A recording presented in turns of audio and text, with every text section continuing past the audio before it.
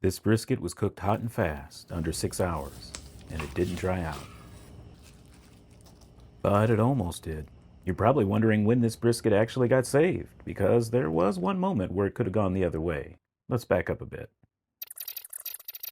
If you've ever wanted same-day brisket, no doubt you've asked yourself, how do you keep control during a hot and fast cook? And if you decide to use a foil boat, when's the right time to use it?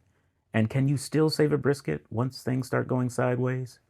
In the next few minutes, I'll show you the decisions that saved this brisket from drying out, and the one moment that nearly ruined it. And I won't show you that moment until a little bit later. There's no room for panic in the hot and fast game. It's all about control. Before I ever touch the brisket, this is where the save actually starts. Hot and fast doesn't begin with meat. It begins with decisions you make before the cook has a chance to get away from you. I'm not throwing fuel in and chasing heat. I'm lighting this drum early, giving it time for the heat to stabilize. Always build your foundation first. It's the way to win from the very beginning. To help with that, I'm using a deflector because uneven heat ruins brisket faster than speed ever will. If you plan to cook a juicy brisket in as little as 6 hours, you better have a strategy in place. I work with my vents early to see where my drum likes to cook, and then I give the pit time to settle. Once the pit is stable, then I earn the right to talk about trimming. This was the second decision that kept this brisket out of trouble. At this point, there's only two paths, speed or control.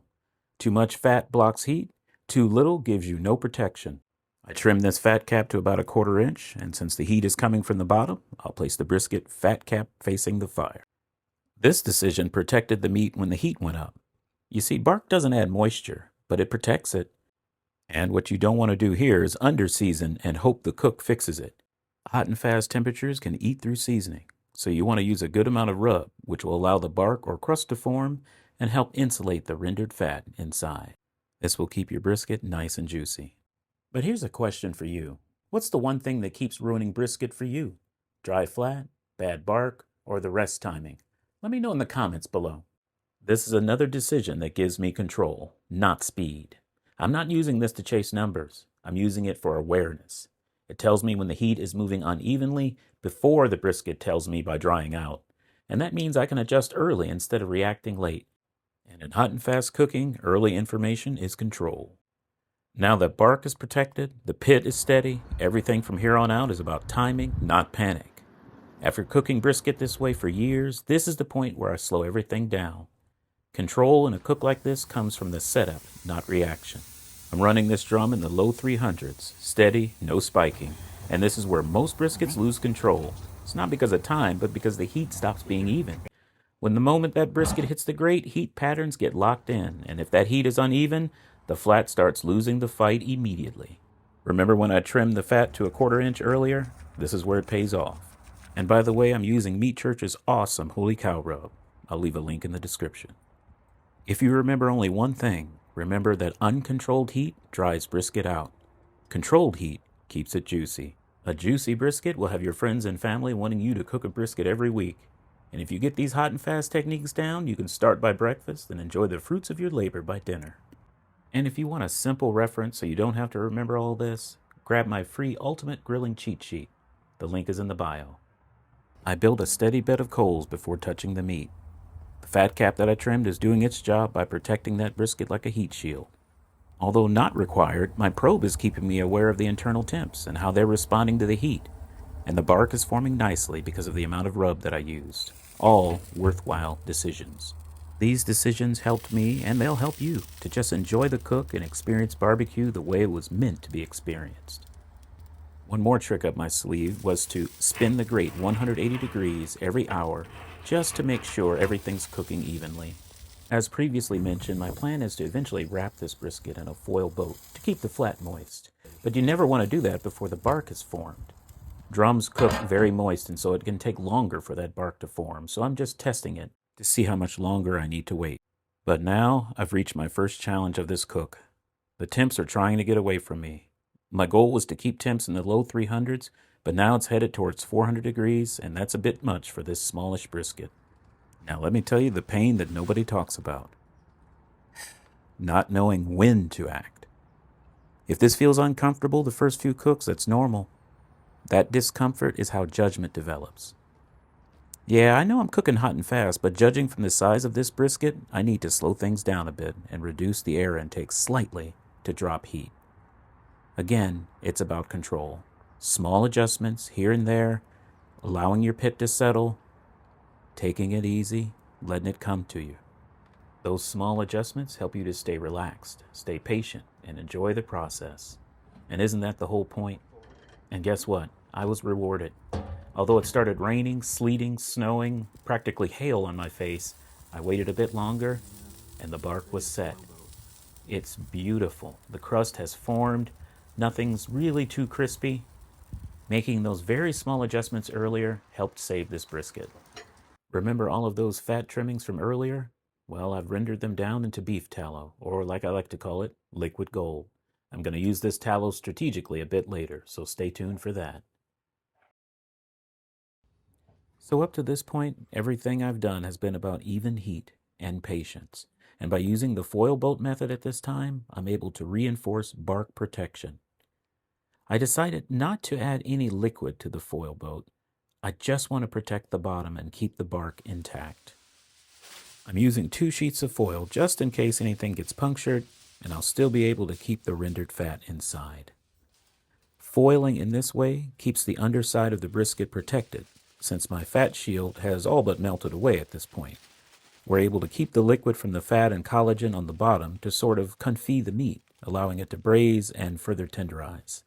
At the same time, by keeping the boat open at the top, it allows the brisket bark to keep forming. And I know what you're thinking. You're probably thinking, that bark is going to get too crispy. Well, hold that thought, because as you'll see, I have a solution for that. And that solution is closely tied to how I was able to ultimately save this brisket. As the weather continued to deteriorate, I had to hurry up and get this brisket back on the pit. About 45 minutes later, I started probing the brisket for tenderness. I noticed the point end of the brisket was quite tender, but the flat still had some resistance. If this were your brisket right now, would you act or would you wait? I decided to wait another 30 minutes, even though the entire brisket was temping out at over 200 degrees. That decision gave me a tender flat. Going by feel and not temperature allowed me to keep calm and controlled. And because I remained calm and made decisive and measured movements, I was able to smile despite the monsoon. Not a bad day at the barbecue office. Despite horrible weather, I was able to cook this brisket in 6 hours and 5 minutes. It's not the biggest brisket in the world at 11 pounds before the trim, so this one was especially challenging to keep it moist throughout. I was definitely happy, but my biggest challenge was just moments away. Now, remember the moment I said I almost ruined this brisket? This was it. It wasn't the cook. The decision to rest this brisket ultimately saved it. Now, that's easier said than done when you promise your family a brisket dinner. And believe me, I thought about waiting just a few minutes and then slicing into it, but I quickly thought better of it and decided to rest it properly. I used that tallow to moisten the bark. Yep, not crispy, guys, just right, and that's where the tallow came in. But then, allowing it to rest in the tallow on the counter for 30 minutes turned that bark into something divine. Just a perfectly flavored and moist brisket. But remember, I said I wanted to rest it properly. So I put this guy still in the foil boat into my cooler for 2 hours so that the fat could continue to liquefy. You absolutely cannot skip the rest. It will literally negate all of your good work. Honestly, if I'd had more time, I would have rested it much longer, but the 2 hours it rested did the trick. And it proved to me that you can start a brisket when everyone is eating pancakes that will finish in time for dinner, rest included. And finally, after a 2-hour rest, it was time to enjoy this brisket. And as you can hear my wife in the background, I decided a double shot of tallow at the end from that foil would be the perfect chef's kiss. Now, of course, this brisket looks fire. It is glistening. That fat just makes it shine like a penny. But how's it cut? It cut like butter.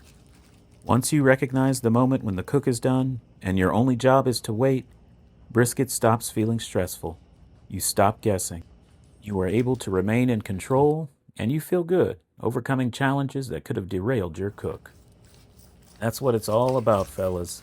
Having a plan, executing that plan, and enjoying the process. Barbecue is an opportunity for everyone to leave the stress of the day behind and have fun with fire. Now, I've only got a few seconds to sample this before my family physically removes me from the kitchen, and it was worth the wait. So juicy, so tender. Now, just don't watch this video and forget the method.